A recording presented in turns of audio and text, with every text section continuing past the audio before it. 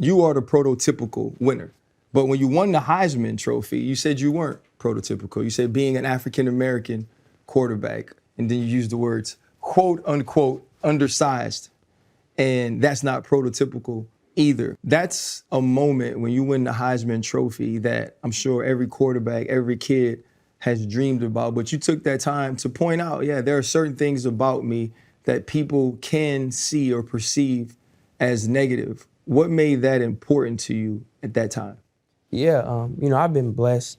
I really feel like in the timing that I've come, there's been black quarterbacks now that have been successful, and guys that have been undersized have had success in the league and in college. But you guys know better than me. For the longest, that wasn't the case, and I kind of grew up in that generation where it was starting to get destigmatized a little bit, but it still wasn't the norm. Like it's still, I think now again, just there's been a lot of pioneers that have pushed the game forward and done a lot for us as a people. But for a while, and especially for me growing up, I didn't get the same looks. It wasn't the same. I was counted out, from being a black quarterback, and especially from being smaller too. Again, we're starting to see it change a little bit. I'm blessed for the time I had, but for a long time it was the pocket passers. That was a real quarterback. If you're a dual threat quarterback, or you're a running quarterback, you gotta they can't win big games. It's not gonna work in college or in pros, and that's what I was hearing a lot growing up. For me, I always kind of had that mentality to overcome that. And for me, I focus on myself, focus on trying to prove myself right and what I can control. I always had to deal with that throughout my life, and throughout high school, I was blessed to be ranked high, be able to get recruited to a lot of places, being able to play at Alabama, and there to have success. So I understand now that it may look at, you may be able to see a 5-star ranking and think, yeah, like I was always, I was always betting on, people always expected this from me, and I have had expectations, but I had to work really hard to get to that point. When I was in middle school, I had to go and play on the top middle school team and go to Florida, do all this stuff, and I had to go to all the camps to get there. I had to go to the best high school and win and produce, there to do that.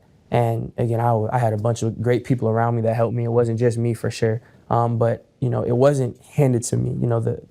Again, I had the ranking. I was able to attend a great university and a prestigious place like Alabama, but I had to work for that. It wasn't something that was just was given.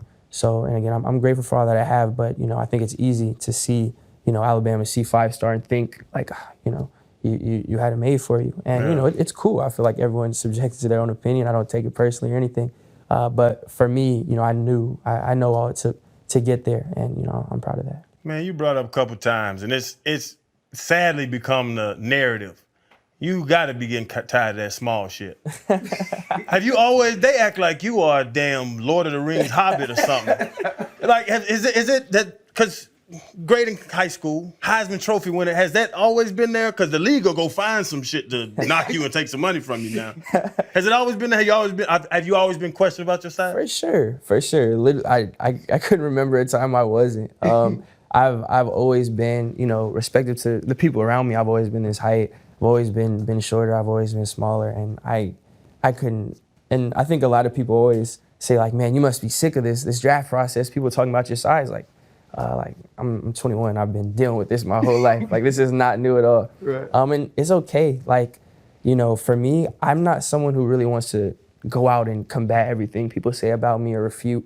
Or, honestly, I don't even think, I don't look at people as, man, they got it wrong. That's messed up, man. They're doubting me.